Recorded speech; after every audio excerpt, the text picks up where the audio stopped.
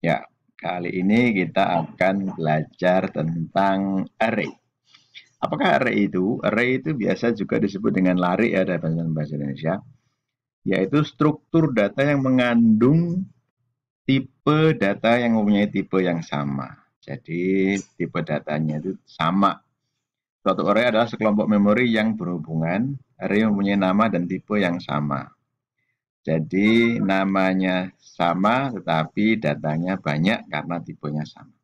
Untuk merujuk ke lokasi tertentu karena namanya sama, padahal datanya banyak, maka dipakailah elemen array atau disebut dengan subscript atau indeks dari elemen array tersebut.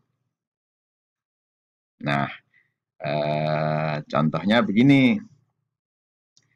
Kalau di bahasa algoritmik itu untuk mengisi sebuah array itu ditulis C2 diisi dengan 2. C itu adalah nama dari array-nya, 2 adalah indeks nomor 2 diisi dengan 2 gitu ya.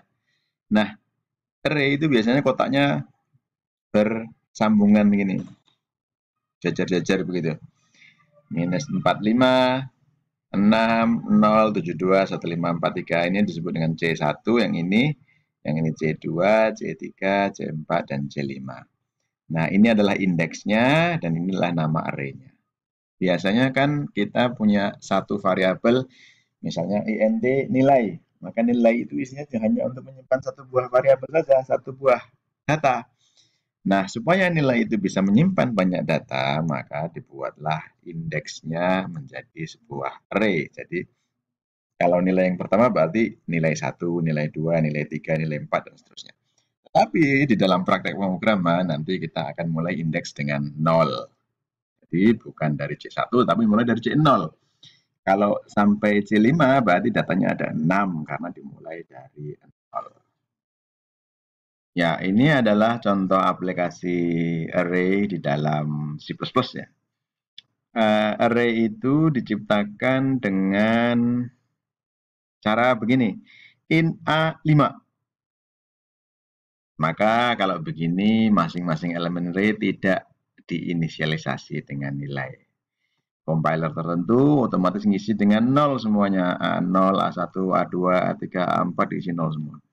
Nah, ini adalah int B3. Ini kita isi langsung 2, 1, 0. Ini kalau mau kita isi inisialisasi sekaligus deklarasi.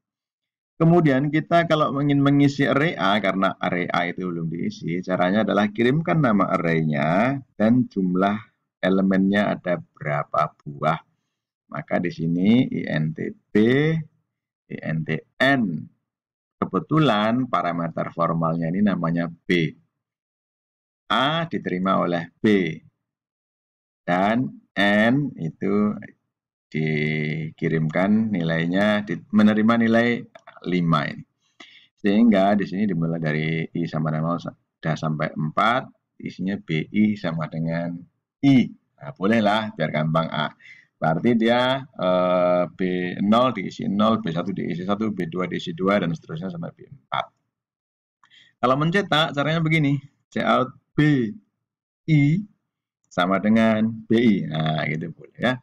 Oke, setelah diisi, dicetak array A-nya, dicetak array B-nya. Ada dua macam array ya. Yang pertama adalah diisi dengan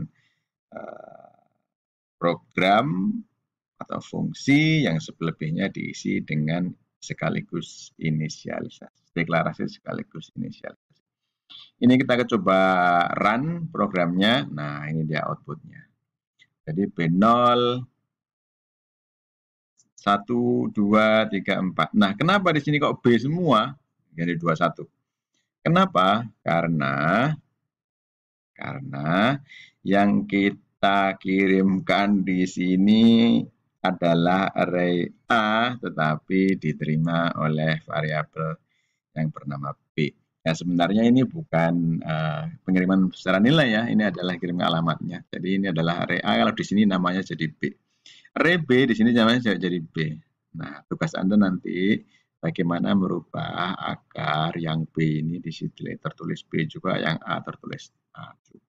Gitu ya. Intinya bahwa begitu cara cetak array A, maka B ini adalah nama lain daripada A.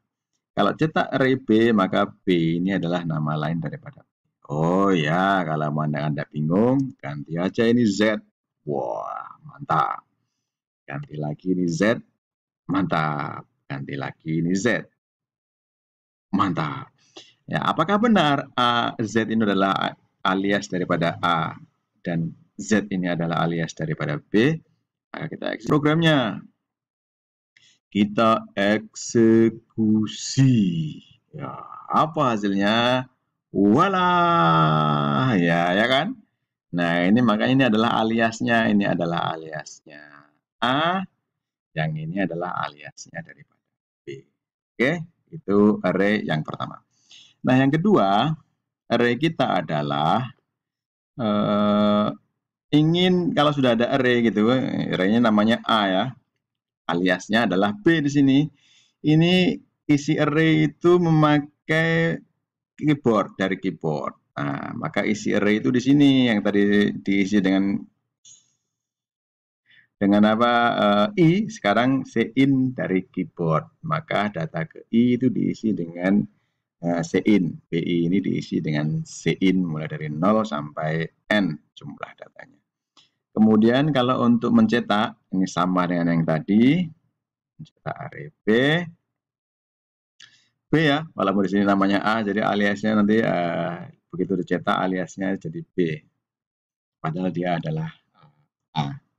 Kemudian maksimum. Nilai maksimum untuk mencari nilai maksimum dari sebuah array. Untuk mencari nilai maksimum dari sebuah array, awalnya adalah dengan cara apa? Dengan cara max itu diisi dengan data pertama atau B0. Bila kemudian bandingkan max dengan data berikutnya yaitu B1. Karena mulai dari 1 kan. Apakah dia lebih besar? Jika ya, maka max-nya itu diupdate nilainya karena B1 lebih besar daripada max. Kalau B1 tidak lebih besar daripada max, maka dia nggak perlu diupdate, tetap nilainya. Return max. Ya, ini adalah contoh kasus ya, di mana kita akan mencari nilai maksimum dari sebuah array. Jumlah datanya ada 7. Jadi ini ada 7, ada 8, 9, dan seterusnya ini. Ini A0 sampai A6. Nah, saya menerangkan kepada anak saya yang umurnya, berapa umurnya adik? 10 tahun, umur kelas 4 SD. A0 max sama dengan 8. Max sama dengan A0. Itu inisialisasinya. Kemudian if A1 lebih besar daripada max, maxnya sama dengan A1. Maka 9 lebih besar daripada 8. Apakah benar? Ya, maka maxnya jadi 9. Kemudian A2 lebih besar daripada max. Oh, ternyata tidak ini. Maka maxnya tetap yaitu 9 karena ini tidak dieksekusi. Nah, selanjutnya ini yang ngerjakan anak saya. Nih, tulisan anak-anak kelas 4 SD. Ya, lanjut ke sini. Nah, ternyata ketemu maxnya 10. Oke, itu adalah analisa daripada algoritma oleh anak saya kelas 4 SD. Jadi kalau Anda yang nonton ini lebih tua daripada kelas 4 SD, harus paham ya. Malu kalau nggak tidak paham. Terima kasih. Begitu juga dengan min. Kalau min cuma ganti ini jadi min saja, selesai ya. Nah, inilah nanti kita akan mengetahui nilai maksimum dan minimumnya. Ya, sekarang kita coba run. Ini jangan 15 ya. Kita bikin 5 saja supaya nggak terlalu lama. Ya, coba dimasukkan. 5 saja ya. Ya, data ke 0. 1, 3, 5, 7, 9. Dah. Ya, kita ulang lagi. Kita ulang lagi. Ya, ini kebetulan anak saya yang isi, nggak apa-apa. Silakan ngomong. Mau ngomong, Dek? Coba, isi berapa, Dek?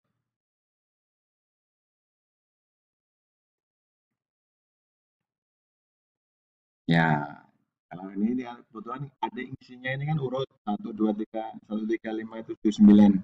Maka yang terbesar adalah 9, yang terkecil adalah 1. Seolah-olah itu. Coba deh yang terkecil itu entah di sini apa di tengah-tengah itu jangan paling besar. Ulang lagi. Ini untuk menguji apakah benar programnya atau tidak. Gitu ya.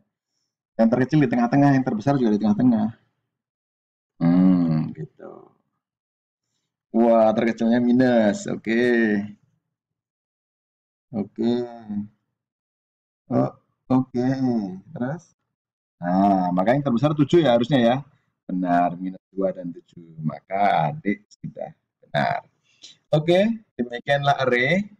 Nah, lalu yang perlu Anda latihan adalah bagaimana cari nilai maksimum minimum sudah. Lalu bagaimana mencari nilai rata-ratanya? Silahkan Anda latihan cara mencari nilai rata-ratanya. Kemudian latihan lagi mencari standar deviasinya. Lihat rumus standar deviasi di statistik. Kemudian nanti kalau sudah tahu nilai minimum sudah bisa untuk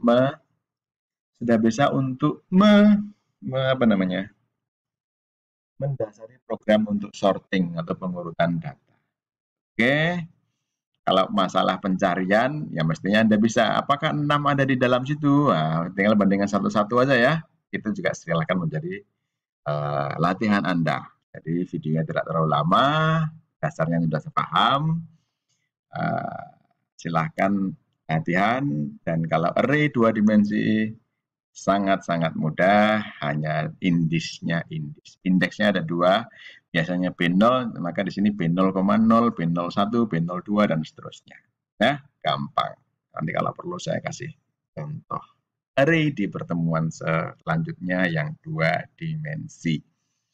Terima kasih, semoga bermanfaat. Wassalamualaikum warahmatullahi wabarakatuh.